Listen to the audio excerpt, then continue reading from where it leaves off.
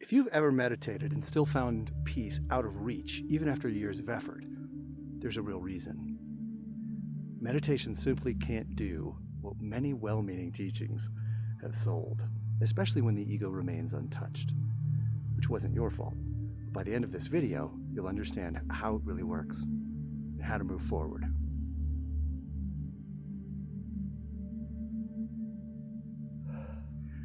Meditation prepares the mind, but it does not by itself dissolve the ego or produce enlightenment.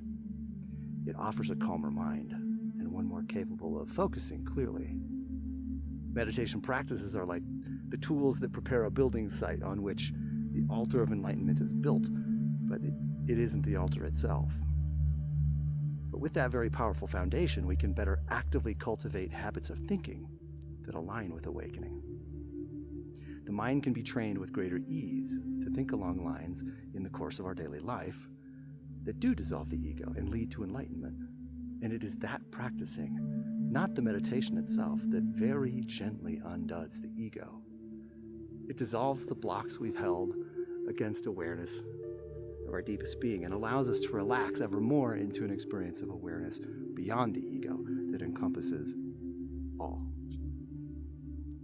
So it's reasonable to think of awakening and dissolving the inner blocks that obscure it as a kind of practice or training of the mind. But this work is far from merely intellectual. As our minds shift, as we bend more consistently towards enlightened truth, we naturally draw to ourselves new experiences that embody that truth and show us it is real, that it's really true. These experiences are like sweet fruits along the way, confirmations that nourish us, encourage us, and invite us deeper into awakening and into a reversal of our old ways of thinking. It's these direct experiences, not meditation alone, that become our greatest teachers and transform us most profoundly.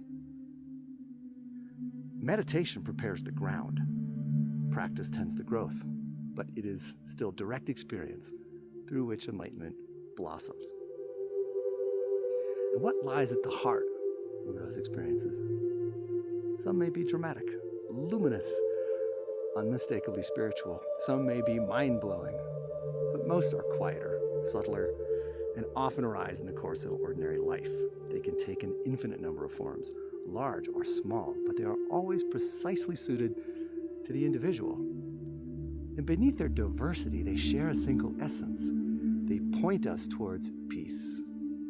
Sometimes the experience simply is peace. This peace can surpass understanding because it comes from beyond the intellect. And it can be experienced directly, here and now. And it is your natural inheritance. It is all of our natural inheritance. So the aim of practice is not to accumulate intellectual insight. The essential companion of abiding awakening, enlightenment, and truth is peace. When we live from this peace, our entire experience of the world changes. Life becomes gentler, lighter, more joyful, more loving, even when the outward conditions remain the same. Peace is both the end and the means. Those in conflict, which is all of us, more or less, at some point or another, inevitably block their own way to peace. And so we must in some form, practice peace in order to reach it.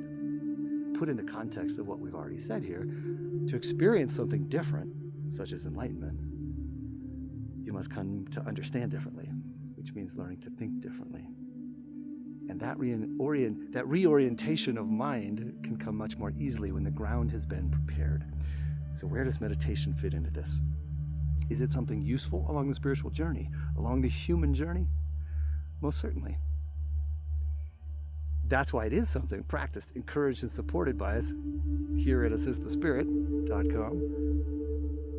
If you wish, in fact, you can click a link in the description and receive a free 10-minute meditation from us. And yet, meditation is only the beginning, not the be-all, end-all. There's more to the story. Meditation is a powerfully helpful step along the arc that bends us towards real practice, the kind that undoes the ego, changes our minds, and ultimately transforms our experience. And what is this training? There are three broad categories of practice. Are you Ready?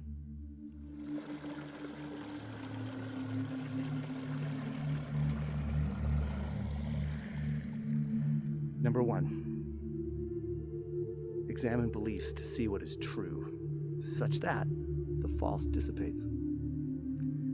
A simple, kind of silly example. When you were a child and began to suspect Santa Claus might not be real, you asked questions, checked around, and once the truth became clear, it became literally impossible to believe the untrue again. You could play it believing, which could be delightful sometimes, but you still knew the real truth.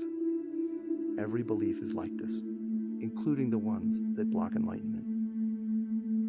Number 2, replace what was false with what is true. There's a lot to unpack on this one, and there are so many forms this can take. Mentally, energetically, sometimes even physically. There are 2 important notes to make here. This second type of practice works much better when the first has already occurred. And when we don't replace the false with the true, we tend to get stuck in the void. Number 3, cultivate inner guidance. Make no mistake, cultivating and listening to inner guidance is an engine that drives real spiritual transformation. It is arguably the most meaningful of these practices, as when we listen to and actually abide real inner guidance, the other 2 practices become more automatic and natural, and the journey's end is sure. The question, are you ready, is apt, because none of this begins without willingness. But the willingness required is small. Even conflicted willingness is enough to start. Greater willingness may save time, but the tiniest spark is sufficient to begin. And beginning, even with twists, turns, and setbacks, is what brings completion closer.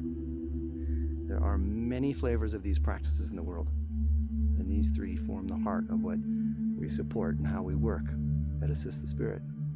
Through content, one-on-one sessions, gatherings, and retreats, all of it points toward the same real goal: peace.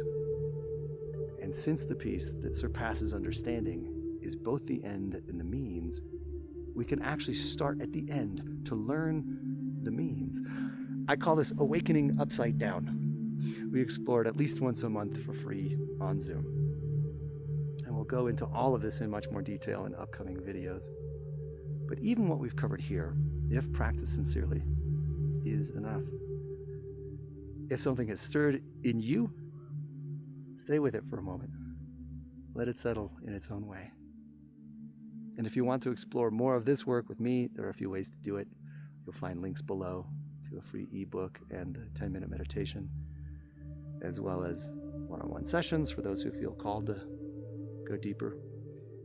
And we're doing a walking retreat on the Camino this coming May. Details below. The easiest way to go further right now is to click the thumbnail here for a playlist of videos like this one. And please feel free to subscribe or share this with someone who might benefit. It genuinely helps this work reach the people with ears to hear it. Here's walking in spirit, my friends. Peace be with you.